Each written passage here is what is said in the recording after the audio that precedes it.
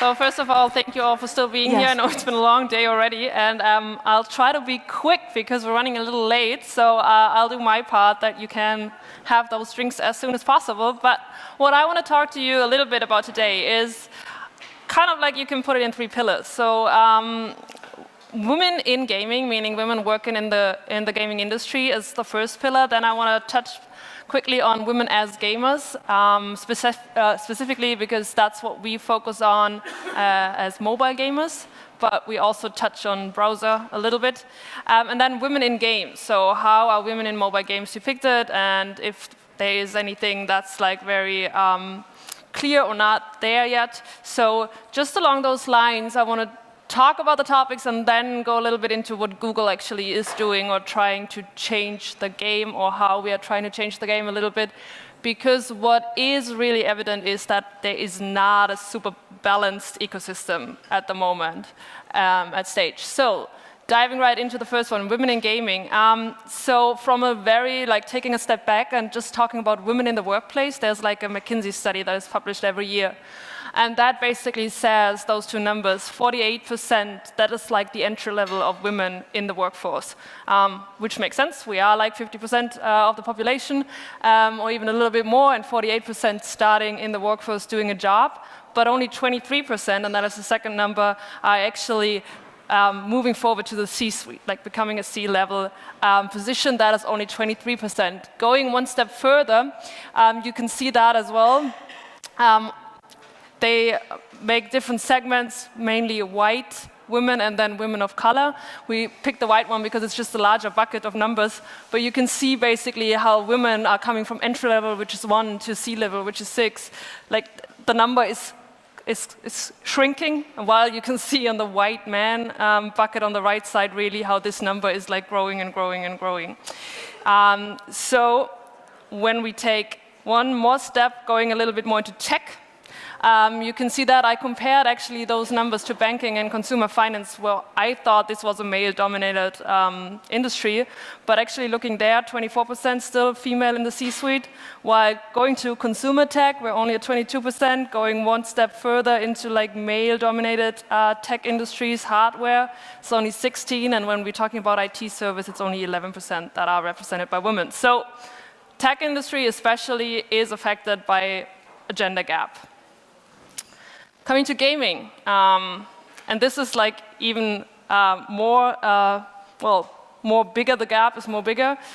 Even though 2 numbers here, more than 65% of all US women actually play mobile games, and even 50% of the whole mobile game population in the US are female, only 28% of the gaming industry is either female, transgender, or any other gender identity. So there is a clear imbalance. And it is seen by men and women, and this number is even, I think, a little bit more heavy to digest, because 3 out of 4 women basically say, like, I don't feel like I have equal opportunity compared to men when it comes to my job in the game industry. So, and even men, more than every second man would say, like, yeah, that's true, there is an imbalance. And it roots early, and this is like another thing which is really interesting. So already in the teenager population, more boys than girls play game, but it's still like pretty close to each other. When it comes to interested in making games, this gap widens dramatically. And then in the adults, as we just saw, like working in the games industry, it is even bigger. So we really see that it starts early, but it grows bigger. And one more interesting slide to that is actually, it really comes down to like the ages between. So this is basically a study that looked at girls in the 8th grade and the 10th grade, which means 8th grade 13 to 15-year-olds, and then 10th and 11th grade 16 to 18-year-old girls. And you can really see in playing and making and in tech interest overall, it all goes down from like really 8th grade to 10th grade. And also stereotypes are so manifested in that early age. So you see that when they ask like 13 to 15-year-old girls, draw a game maker, which is like not gender, like they are girls, they drew girls that make games, right? Why not? When they asked though the 16 to 18-year-old girls draw a game maker, like stereotypes really kicked in. They drew like the nerdy guy with glasses. No one drew a girl anymore. So there's something that is happening really in the minds of like young girls when it comes to like game and the gaming industry. So one step back before we talk about women as gamers, so you can clearly see we have an imbalance like in many tech industry, but it's bigger in the gaming industry, and it's rooting early. So that's kind of like the status quo. What we're going to do about it and how we can maybe change the game, that comes at the end. But now quickly to the second pillar, which is women as gamers. It's a phenomenon. Women love to game, and they are a huge part of the industry, right? So if you see at mobile games, I already said that in the US, 50% are female. Also in China, for example, for browser games, 50% also female. It is not as if there is anyone who can say like this is a male-dominated world for mobile games. That's like really to be seen. And even looking at Germany, I also brought those numbers, which is interesting. I think it's really fairly split. Like as well on browser as on smartphone games, you can see basically 50-50 is the ratio. So you might think, why is it then? Why did we talk about like such a biased industry when we actually see a split in the game players? It's even more interesting because not only is the mobile player share rising, according to the mobile penetration as well, over time in women, but also mobile is their favorite way to game. So women do prefer mobile over any other way of playing, like PC or console. No, mobile is what they like the most. So we do have a little bit of like a system where we think, okay, so why don't we have more women representing them then? This is the question that we kind of like trying to answer as well, because we do see this, we're not represented as we just saw, and then also we are not really seen as if we are like a vital part of the whole industry. So just some numbers that really basically tell this. I mean, today it's like a very, very balanced audience. I'm even amazed how many male people are in the audience actually. But normally when I'm like at conferences or events that tend to be a little less more marketing heavy, but developer heavy, I would say 90% sometimes are male people in the audience. And you can see that 79% of all developers are male. 85% of games don't even have a female character, which is also a number which is like really drastic, I'd say. And then about communities as well, a really drastic number, 70% of female gamers have hid their gender to avoid harassment. So there is not even a strong female base that is openly a player. I do believe, I mean, we just had a YouTube player on stage, so there are also other people that are really like open and promote gaming, of course. But there are many communities where it's easier not to even say that you're female, but rather like leave this out, not to be the only one. The question is though, should it matter for game developers? Like, should they maybe put a little bit more emphasis on females, and should they maybe think a little bit more about addressing females in their games? And I'm just going to run through some metrics which all show yes, they should, because what just was touched upon, women prefer mobile over all other gaming platforms, and when asked the question, if I have to choose where to play, I play on mobile, you can see 64% females said, yes, that's my favorite way to go, while only 38% of male would go for that one. They also play mobile games more often. So 60% of women said, I play mobile games at least once a day, while below 50% of men would say so. So if you have, for example, a game that is monetizing with ads, good way to go to address a little bit more the female audience. Especially as they not only play more often, they also spend more time per day in the app. So when we asked about how much time do you spend per day in your mobile app, male people tend to have shorter sessions, while women play longer. So again, if you're having monetization way of ads, female people should be the ones that you're winning with. But not only with ads, because, and this is most importantly, women are also more likely to become a payer in a mobile game. So 48% of female players are becoming payers, while only 32% of male people become payers. So whoever you are, if you're monetizing with ads or if you're monetizing with in-app purchases, female audiences should be kept at a high stake, and you should try to get them. What I did is I looked at the top 10 grossing mobile games in the US, and 7 out of those top 10 games are actually played more by women than men, and some drastically more by women. Like Homescapes, 81% female, Candy Crush, 73% female audience in the US. So it's not you can see it by the numbers, basically.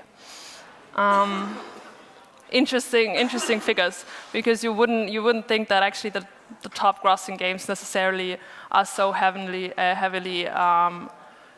featured by females.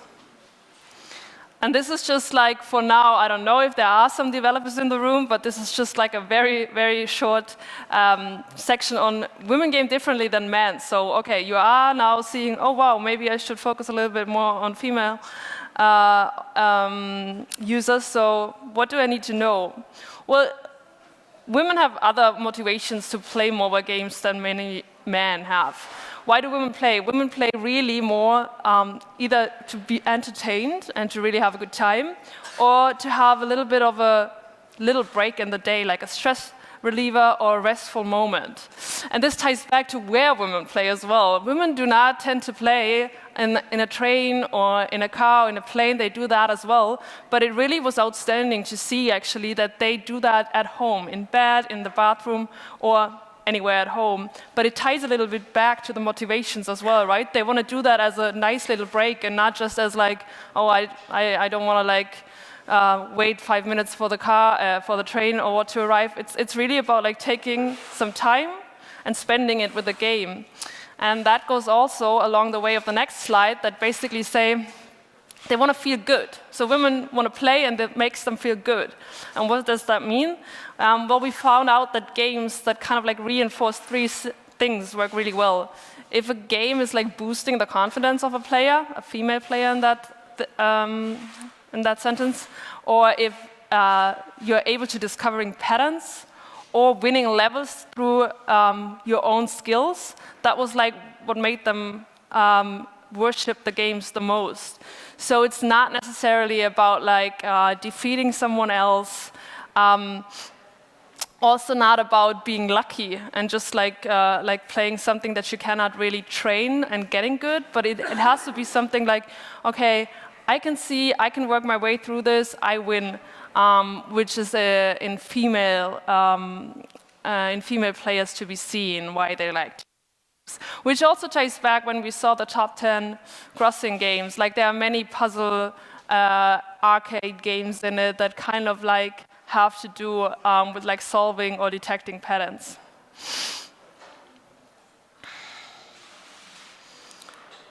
Last slide here is also just a lot of info on the chart, I know. But basically it says 2 things. Yes, action puzzle games, especially on mobile, are like very big for women, but don't think it's only about that. No, strategy is number 2 on any device, like console, PC, or mobile. Women do like strategy games as well. They're not as big on shooters as guys, but it's really interesting to see, I think, in here as well, how different those 2 audiences are, actually. And how similar as well. Action-adventure is also very popular among male players, but way bigger for the female audiences. So if you are, again, a developer and you need some inspiration, go for those vehicles. They are big. Cool. So, second section. I'm running a little bit through this, but coming to the last one, women in games. Very interesting one, very interesting one. I think you could do a half-a-day session on every of the 3 pillars anyways, but what we also see is that the majority of female players feel actually that games are not made for them. So they do not feel as any developer is actually addressing them. And they also, you can see that in the numbers, 44% more app icons feature male characters than female characters. So there is a reinforcement, again, on gender stereotypes that is really, really, really easy to be seen, actually, when you look at it. Let's click this one. So I just looked again at the top 100 grossing apps in the US. And of course, this is a little bit of a biased thing here now that I'm presenting, but it's still to be seen. There are more male characters definitely in the top 100 grossing apps than female ones. And the female ones are often a little bit on like the sweet, cute girl, or like even the very doll-like Asian manga style girl.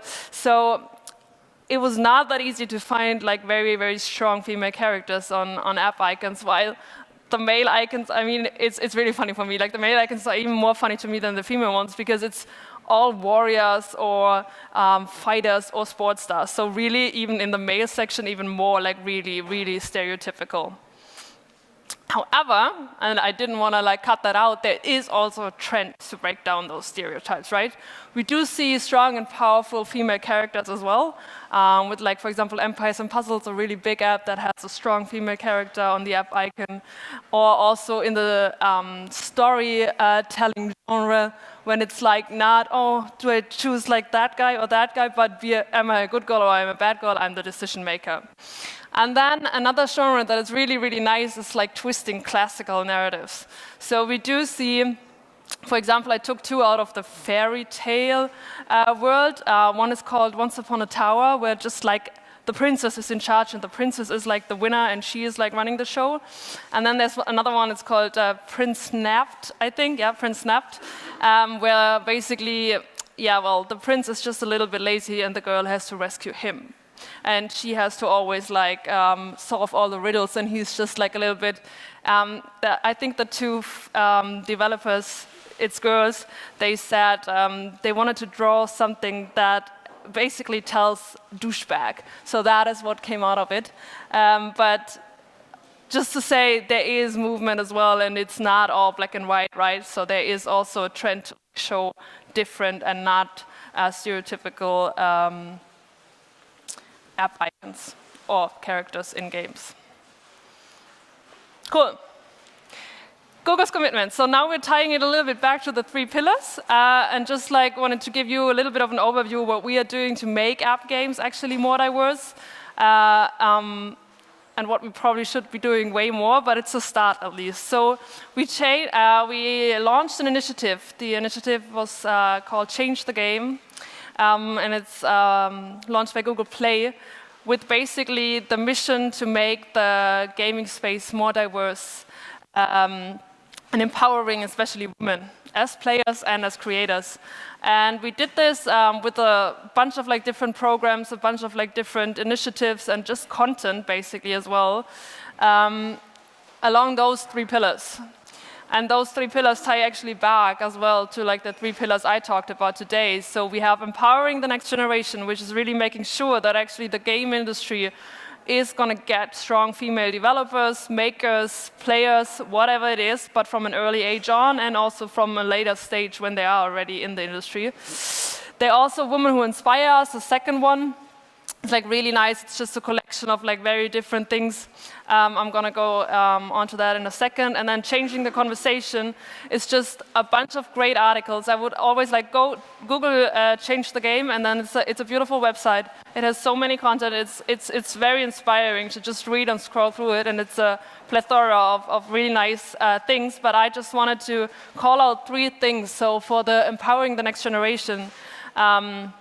What we do there is, for example, we take really teenage girls and tell them, make a game that you want to tell with like the visualization you want to tell, and with the characters how you feel as a teenage girl that should be out on the market, and then we actually develop those games. So that was a great one. And then Deviation is going a little bit further. It's going to up-and-coming game makers and really supporting them and bringing their titles to the market and help them to push them. So it's little things, and it's 5 people, I think, was in the Game Design Challenge, and then it's 10 in the Deviation. So it's, of course, not changing the world, but I guess it's a beginning. And it's a right step to get that awareness and to start early. Change the game in the women who inspire us. So there is all content collections. For example, I took the one Discover Games Made by Women. So also Berlin one here, June's Journey is also on them. But then it's just a collection of games that were actually made by women, and they tell a little bit the story behind the game. This is also done for non-gaming, for example. This is also done for strong female characters. But just like shining a little bit of a light and giving a little bit more visibility to like either strong game makers or strong female characters in gaming apps. And then the last one, changing the conversation, is really, it's very varied, and it's not only mobile. One article that I read yesterday through and that I really liked is like, what's it like to be on a competitive all-female gaming team? So really interesting here as well. But there are also many other ones. The Princess Snapped, the one app where like the guy is rescued by a princess actually is also there. So it's just like showing little stories and sharing a little bit more how actually female makers change the industry. And then we're doing a lot more. Yesterday we had a talk, we had a panel at the Google office in Berlin just, and I'm still like very inspired by so many people that have so many, I don't know, it was all females. It was a great evening. We had a discussion about how to be a better, stronger community, female community. And I do think whoever is still around afterwards, if you have any questions, please feel free to reach out. I do think we need to talk about it more, we need to celebrate it more, and we all need to work together a little bit more to make this a more balanced industry, because as we've seen, unfortunately, it's not yet. So happy to talk, and thanks for listening.